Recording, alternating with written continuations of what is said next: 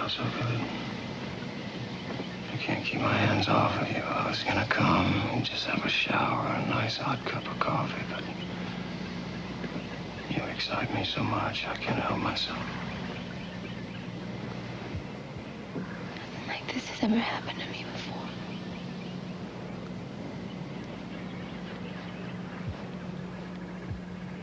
This week, the making of takes you behind the steamy and sexy scenes of Two Moon Junction.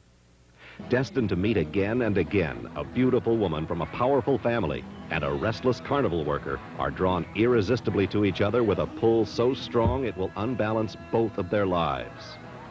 For newcomer Cheryl Lynn Fenn, portraying April was a chance to play a role that many actresses wait a lifetime for. She's pretty great, actually. It's fun to play somebody like this. She starts at one place and ends someplace else. And I saw a big opportunity for me to grow and release things through April. And that's what really excited me about it. In the role of Perry, April's young seducer, is Richard Tyson, who starred as the school bully in the film 3 O'Clock High.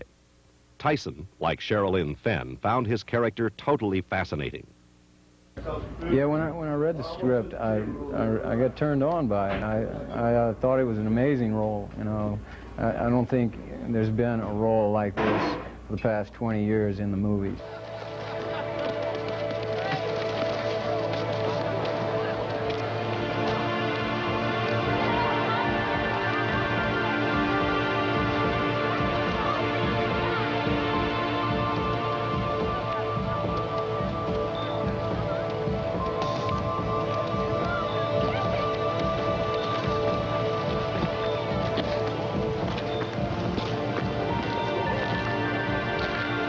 Remember me? The man who returned your wallet? In today's age of filmmaking, having two relative unknowns as the leads would be considered dangerous by many. However, producer Donald P. Borcher saw it a different way. We made a decision that we were far better off going with newer actors and actresses that were willing to take more risks because of the point they were in their career than we were by going after more established actors and actresses that were so locked into certain, let's say, audience expectations of their performance that they were prohibited by their stature in the industry from taking certain risks. That's not to say that Two Moon Junction is without a stellar cast of seasoned actors. Playing April's hard-nosed grandmother is veteran actress Louise Fletcher, whose memorable performance as Nurse Ratchet in One Flew Over the Cuckoo's Nest earned her an Academy Award. Both Fletcher and Richard Tyson were born and raised in Alabama, the setting for Two Moon Junction. Fletcher found her upbringing helpful in the development of Belle, the Southern matriarch who keeps a watchful eye over her granddaughter April. You're pushing your luck, aren't you, young man? I'm just trying to earn a living, ma'am. Minimum wage, $3.35 an hour. It's not much, but I can make it work. You know, there's a line. Of course there is. That's what holds up the tent. Well, that's not the line I'm referring to. The line I'm talking about is the line between good manners and bad manners. Order and chaos. Cross that line. If you're talking about the state line, Princess, I've already seen it. The accent is easy. You know, I can just close my eyes and it comes back. That happens to me every year when I go home and visit my relatives. The story is particularly Southern because of its feeling, you know, and the values, or some of the values that date to times gone by. Here at this church, our making-of cameras were able to capture the versatile Fletcher at work. The scene depicts the impending marriage of April to the powerful Chad Fairchild. When Louise first arrives on the set, she begins the day by listening with the other actors to the director describe the upcoming scene. Next, Louise undergoes the makeup process before stepping in front of the camera. Meanwhile, the filmmakers are busy preparing for other shots in the scene that don't involve Louise. In this case, it means filming the bridesmaids, A simple shot, yet still an important element to the scene. And after some final touch-ups are completed, Louise can begin her next step in preparing for the shot, a discussion with Cheryl Lynn on how they feel the scene should be played.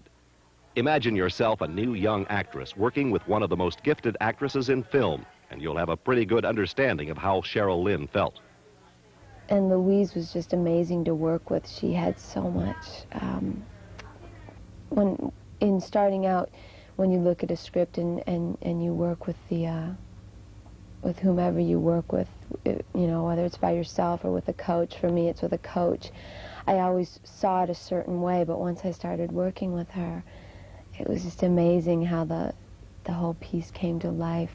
And how did Louise Fletcher feel about working with the young Miss Fenn?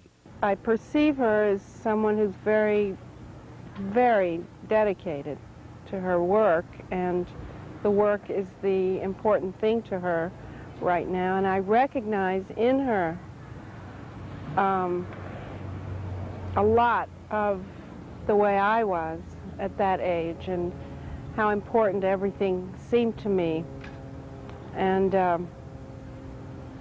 how exciting a time it is for her. It's fun to watch her and remember what it was like for me at that time. After some final instructions are given to the actresses, film can be rolled, and we get a chance to witness the excitement of both old and new talent making a scene come to life. Oh, darling, you look so beautiful. We're so proud of you. Belle, I don't know if I can do this. But we love you. And we only want what's best for you.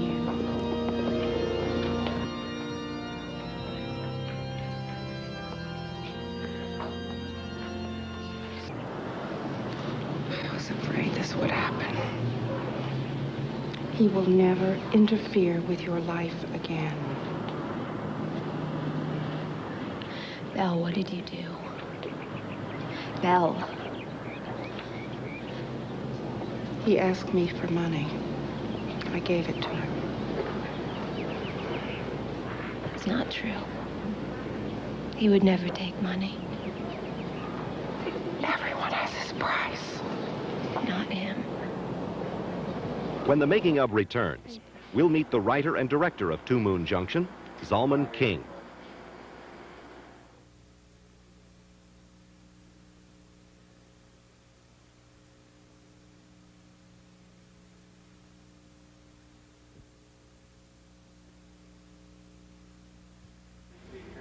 Few people in film have tasted the various facets of show business that Zalman King has. King has worked as an actor, writer, director, and producer at various times in his illustrious career. For Two Moon Junction, Zalman was given the opportunity to direct his own script. I'm a storyteller, so I like to see my stories come to life. And when I've been given a lot of freedom in this piece, and I've also been given a lot of, I've really been given what I needed to make what I think is a good film. One of King's biggest challenges was to get first-rate performances out of first-time performers, a task King believed he reached. Cheryl Fenn, who is, I think, absolutely wonderful. She's courageous and open and gifted, and it's just phenomenal that I was able to find someone like her to play this role. And Richard Tyson, I think, I can't say enough about him either. I think he's phenomenal. They both have such openness and are so sweet, basically. No matter what they're required to do, I think you'll always like them. I've never worked with somebody who just can direct you so fully and so clearly. It's just such a pleasure to work with him. It's really a pleasure. I hope I work again and again with him. Also following the directions of Zalman King is world-famous folk singer Burl Ives. Ives, who is no stranger to the film world, having earned an Academy Award for his role in The Big Country, appears in Two Moon Junction as the threatening Sheriff Hawkins. It was the complex personality of the character that sparked the actor's interest. The thing that entranced me about the sheriff, it's a small role, but it's a very nice role in that the sheriff appears to be thus and so. But underneath that thus and so is something else, another dimension. He's dangerous. In this scene, April's grandmother, Belle, has called the sheriff for some assistance in keeping an eye on April. And while the crew concentrates on achieving the correct camera angle, it's Burl's job to sell the scene by carrying on a phone conversation with Belle. The only problem is that Louise Fletcher, who plays Belle, is nowhere near the set for the filming of this scene. However, Ives calls upon his years of acting experience, and when the scene is edited together, the audience will be convinced that both Fletcher and Ives were filmed simultaneously. Earl, it's Belle. Belle, how are you, sugar? I'd like you to do a little something for me. No problem. I'll keep an eye on her.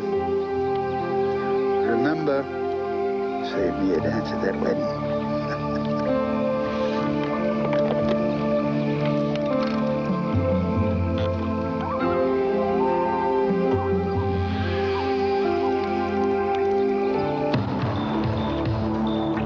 While audiences are used to seeing the fine character acting of a Louise Fletcher or a Burl Ives, most people will be surprised at the extraordinary performance turned in by Christy McNichol. McNichol, probably best remembered for her portrayal of Buddy on the hit TV series Family, plays Patty Jean in 2 Moon Junction, and with it leaves the image of her sweet teenage television character far behind. When I first read it, I thought, oh my God, no one would believe it if I played this role, and I thought maybe I shouldn't. I really thought when I read it, I thought, she's a lot more like I am in real life than any of the characters I've ever played. So I was really wanting to play the part because it was a lot like me. She's real, she's full of fire, and I am full of fire. People tell me that all the time.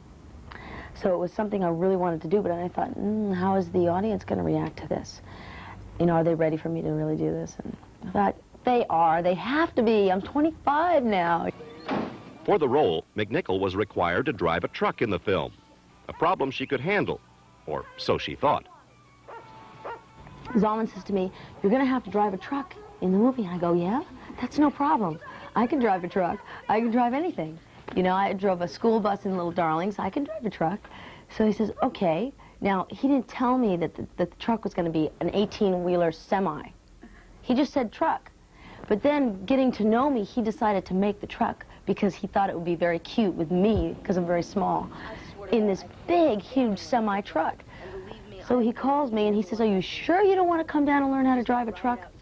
Big truck? And I said, Zalman, trust me, I can drive a truck, school bus, truck, anything. So I get on the set, and he says, well, come and look at the truck. It's not a truck, it's this huge 18-wheeler. And I look up at it, and it's like at 17,000 gears. And so I can't drive the truck, so the double had to do it. Certainly, one of the main ingredients that McNichol and the rest of the cast faced was the sexuality of the film. The fact that the film has a strong sexual tone should not be surprising when one realizes that 2 Moon Junction's writer also had penned the script for the highly sensual film 9½ Weeks, and its producer had also produced the controversial film Crimes of Passion. So with that history, the decision was made not to compromise the script for any reasons. The director had so clearly in his mind the sexual exploration this girl was going to undertake that he was not willing to compromise one frame, one cut, one setup that had to do with sexuality, sexual portrayal, or in fact, nudity. We went pretty far in a way that it was tasteful and very exciting, and leaving a lot to the imagination, which I think can be a lot more of a turn-on if you're doing a love scene than if you just show everything.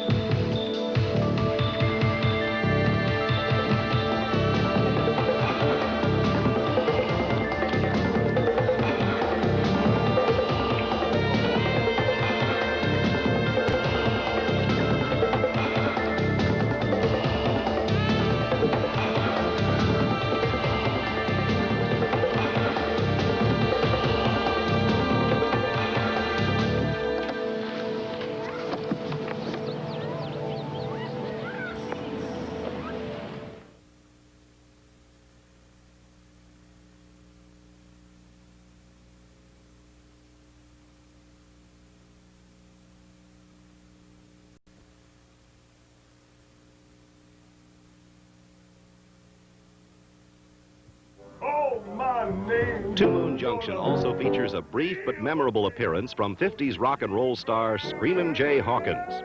Best known for his classic hit, I Put a Spell on You, Hawkins appears in Two Moon Junction basically playing himself. More importantly, Two Moon Junction gave him a chance to do something other than singing his famous 1956 hit. I Put a Spell on You is not the only record I ever wrote, but it does seem to be like a curse, or like I put a spell on myself and it just follow me. Don't misunderstand me. I'm not knocking it. I'm grateful. But I would like to be seen doing something else. And when they asked me to do it, I jumped. With the idea of filming in a club, some atmospheric lighting, and a little smoke thrown in for good measure, the crew created the perfect venue for Screamin' Jay to sing the blues.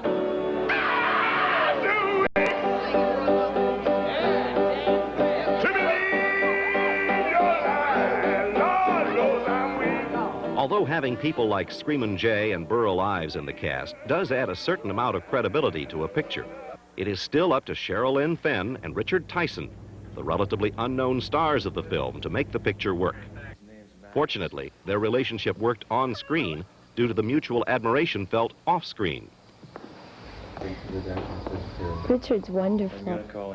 He's so unpretentious and he's just so open, you know, and honest, and he's right there for you in every way. It's funny, Sharon Madden, who plays Priscilla Bixby, the caterer, she said to me, you know, if it gets crazy and you get uptight, just look into Richard's eyes and you'll have everything you need. And she's right. He really is. He's just, you can just see right through to his soul, and he's right there for you, and he's a wonderful actor. She's great, like any off-camera work that needs to be done. Like she was wrapped the other night, but she hung around just to do the lines off camera, just so I would have something. I mean, her eyes, and I don't know, there's just spark and electricity there that is great to work with and makes my job so much easier. A carnival is the setting for this elaborate scene in which one of the carnival rides goes haywire. A shot that producer Donald P. Borchers explained will only be on the screen for a short period of time. Well, what we've been working on here for the last 6 hours will be in the film for approximately 3/4 of 1 second. Finally, the long hours pay off, and the crew gets its shot, resulting in one of the most dramatic moments of the picture.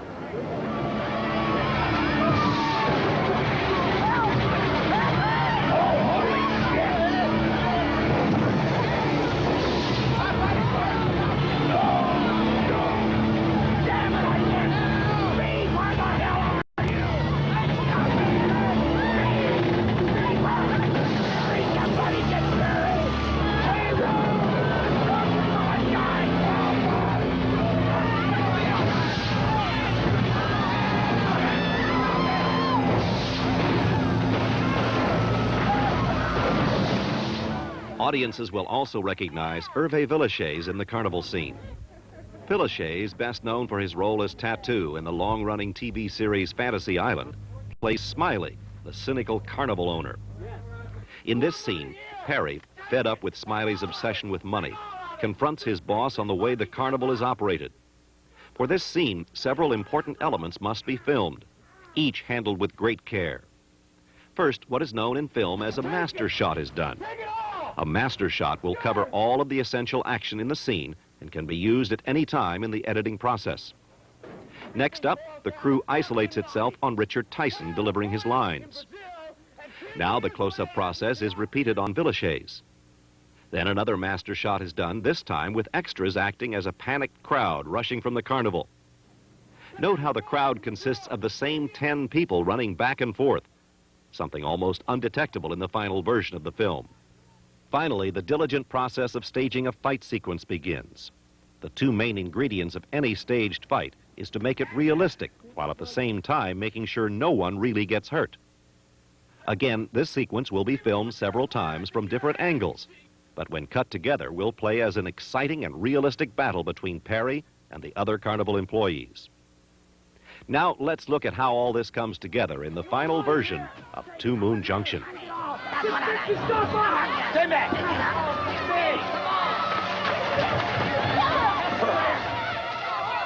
What you got there, boss? Is that a gun?